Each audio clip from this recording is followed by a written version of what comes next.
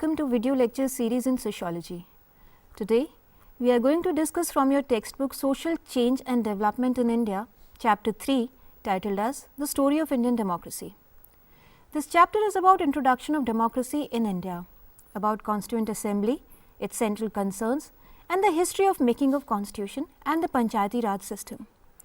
Today, we will discuss about the political parties, pressure groups, and their role in democratic politics.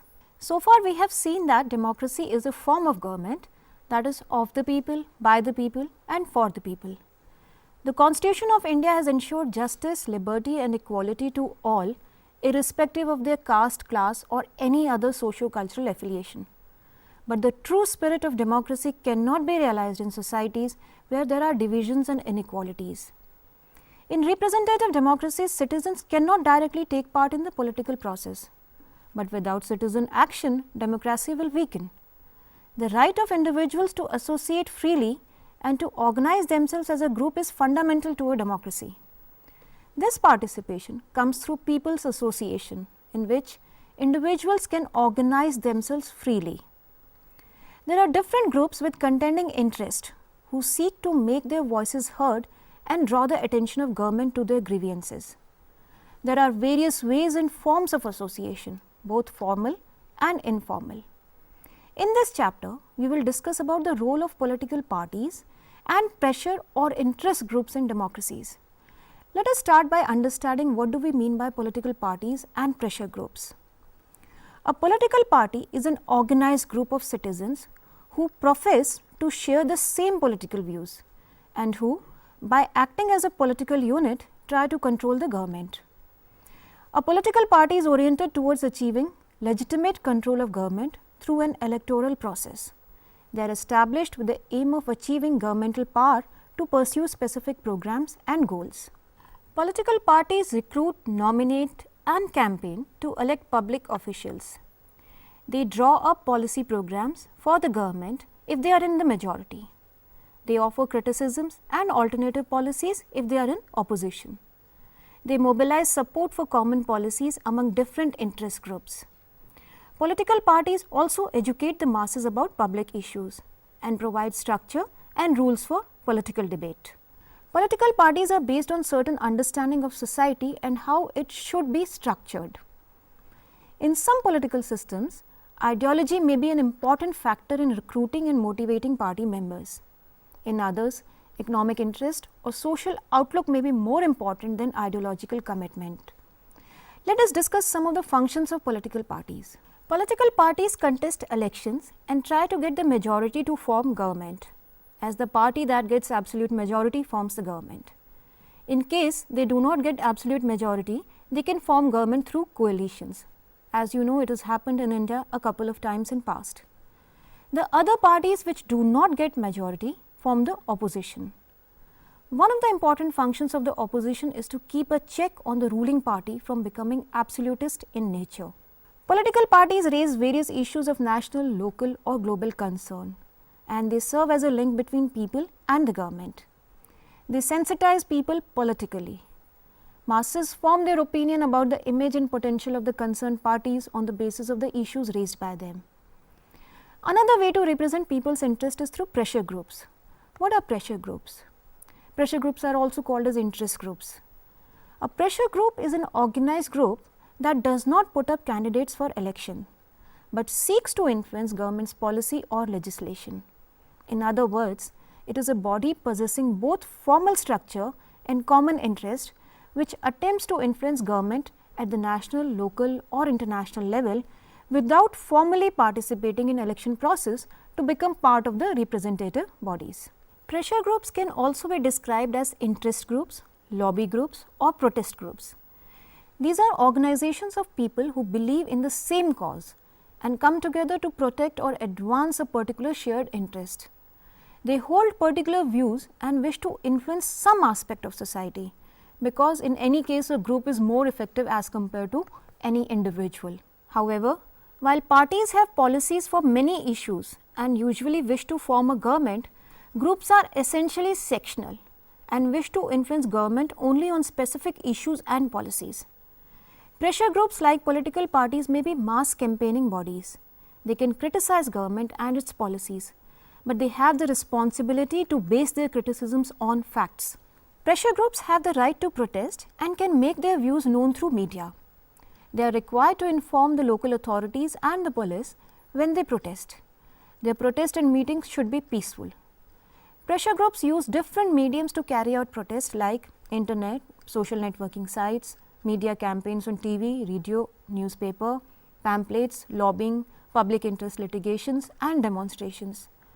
Through these methods, the aim of the pressure group is to influence the people who actually have the power to make decisions. Pressure groups do not look for power of political office for themselves, but they try to influence the decisions made by those who are in power. Pressure groups provide a means of popular participation in national and local politics in between two elections. They are sometimes able to gather sufficient support to force government to amend or even scrap a legislation. The question is that do pressure groups actually contribute towards a healthy democracy? Some people say yes, they do, because pressure groups articulate interests. They represent wide sections of society. They provide a safety wall or an outlet to mitigate grievances of people. They help to disperse power downwards and help to keep checks on government. They are mechanisms to scrutinize functioning of the government, identifying maladministration and mismanagement. However, there are people who argue that pressure groups may not be helpful because they say pressure groups are often not representative of their members. The freedom to organize and influence is exploited by the rich and powerful in society. The influence is applied informally and secretly to achieve some hidden purpose of a dominant few. In such a case, by combining pressure group tactics into government policy making processes, a kind of corporatism emerges.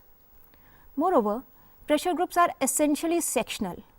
They hold a partial point of view rather than objective or neutral view that is in the interest of the country as a whole. Nevertheless, pressure groups are a vital part of a healthy democracy. Indeed, the sustained and rapid expansion of pressure group activities is often heralded as a sign of growing, indirect, yet powerful involvement of thousands of people in the political process. Pressure groups push new issues onto public agenda. Many groups play an important role in bringing changes in public policy such as environmental groups or consumer protection groups. They watch how laws are being administered. They encourage a decentralization of power within the political system. They act as a check and balance on the executive power of government and monitor implementations of programs. There are various types of pressure groups such as economic, social or citizens interest groups. Any of such group can be further classified into different subgroups, such as an economic group can be a business group, an organized labor group, agricultural group or a professional association. For instance, industrialist form associations such as Federation of Indian Chambers and Commerce (FICCI) popularly known as, and Association of Chambers of Commerce (ASSOCHAM). Shetkari Sangathan is an agricultural union of farmers. There are many other interest groups based on tribal issues, women issues or environmental issues. Workers also form trade unions such as Indian Trade Union Congress or the Center for Indian Trade Unions.